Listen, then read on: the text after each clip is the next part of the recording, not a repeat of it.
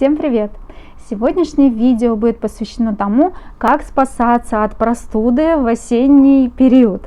Это сейчас особенно актуально, особенно если период пандемии у нас, и поэтому я хочу об этом вам рассказать, как я спасалась, какой был у меня опыт борьбы с простудой во время беременности.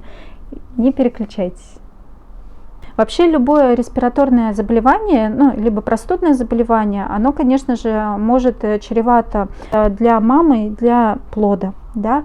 Еще все усугубляется тем фактом, что 95% лекарственных препаратов, они просто запрещены во время беременности.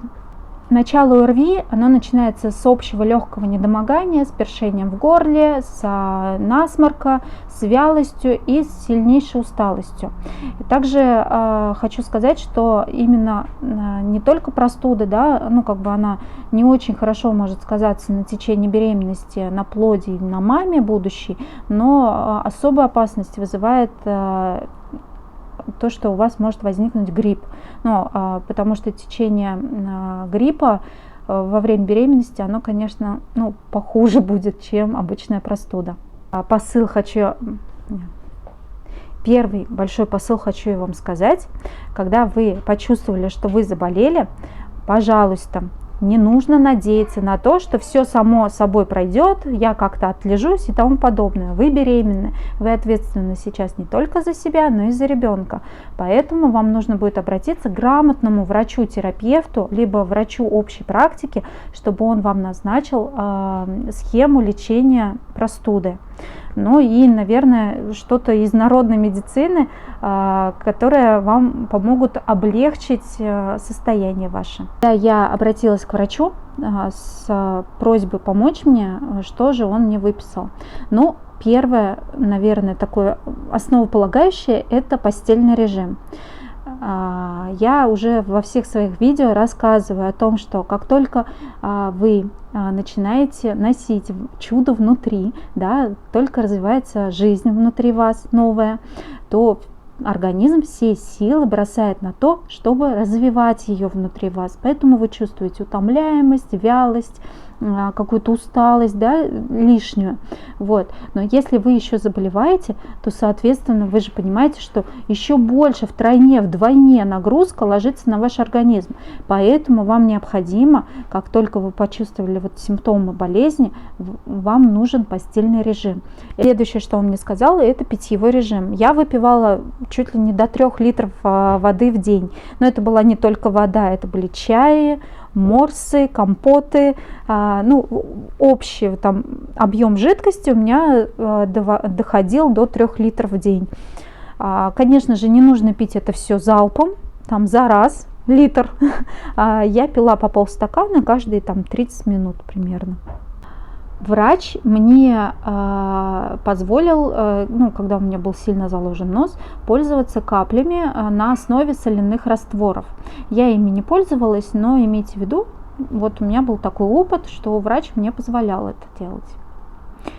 Также я, как и вы, искала всю информацию в интернете, чем лечиться, как облегчить свое состояние, что можно, что нельзя. И что я поняла: беременных женщин лечат точно так же, как маленьких грудных детей. Что это значит? Прохладное помещение, да? Доктор Комаровский об этом говорит. Температура воздуха в комнате должна быть 21-22 градуса. Но это достаточно прохладно. Обязательно не кутайте себя, то есть оденьте шерстяные носочки, под одеялко лягте, но ни в коем случае не нагревайте сильно свое тело, потому что это вредно для будущего ребенка. Также должна быть влажность воздуха хорошая, 55% влажности воздуха. Если у вас нет увлажнителя, можно постирать белье и развесить это белье вокруг того места, где вы лежите, выздоравливаете. И если у вас поднялась температура, то врач, мне лично, он разрешил пользоваться парацетамолом. Температура выше 38 градусов, она, конечно, нежелательна для беременных. И, кстати, с помощью парацетамола я также спасалась от головных болей во время во время беременности всей. Обязательно налегать на продукты с повышенным содержанием витамина С. На экране я вам выставлю картинку, в каких продуктах содержится большое количество витамина С. В первую очередь я ела киви, я ела черную смородину с чаем, очень люблю до сих пор. Если у вас болит горло, пожалуйста, не покупайте леденцы в аптеках для облегчения боли в горле. Они противопоказаны беременным. Но чем я спасалась от боли в горле? Ну, конечно же, это полоскание горла. Я полоскала соляным раствором, либо раствором с содой. 1 чайную ложку соды на стакан теплой воды. Также, как я ранее сказала, врач мне предлагал полоскать горло антисептиками. Это мироместином, хлоргексидином. Я вместо этого полоскала отваром ромашки.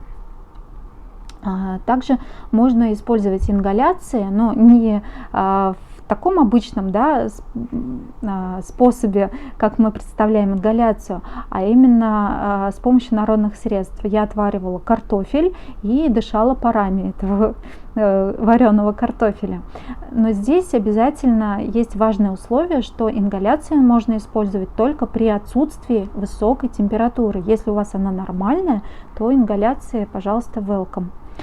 Еще от боли в горле меня спасало то, что я по боковым поверхностям шеи, ни в коем случае нельзя трогать щитовидную железу, я именно по бокам мазала мазью звездочка, либо доктор Мом, обматывала шею шарфом и, в принципе, вот так лежала и себе помогала.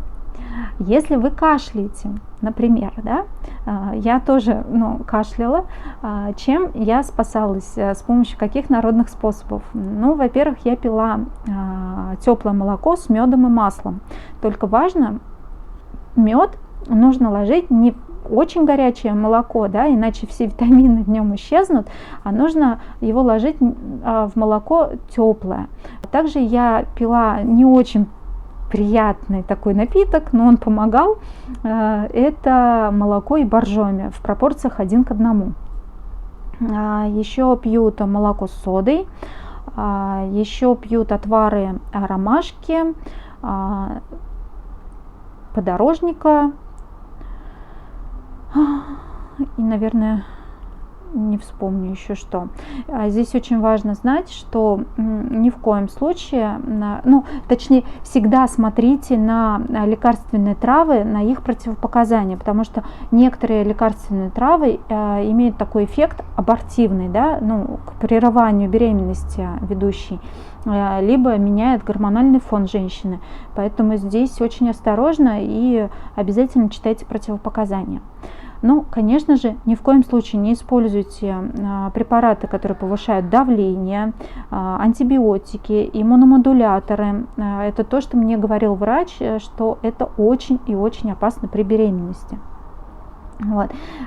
И хочу вам сказать, будьте все здоровы, все будет хорошо, самое главное настрой, нужно успокоиться. И будьте здоровы, подписывайтесь на мой канал, ставьте лайки, мне очень приятно будет, я буду рада видеть вас.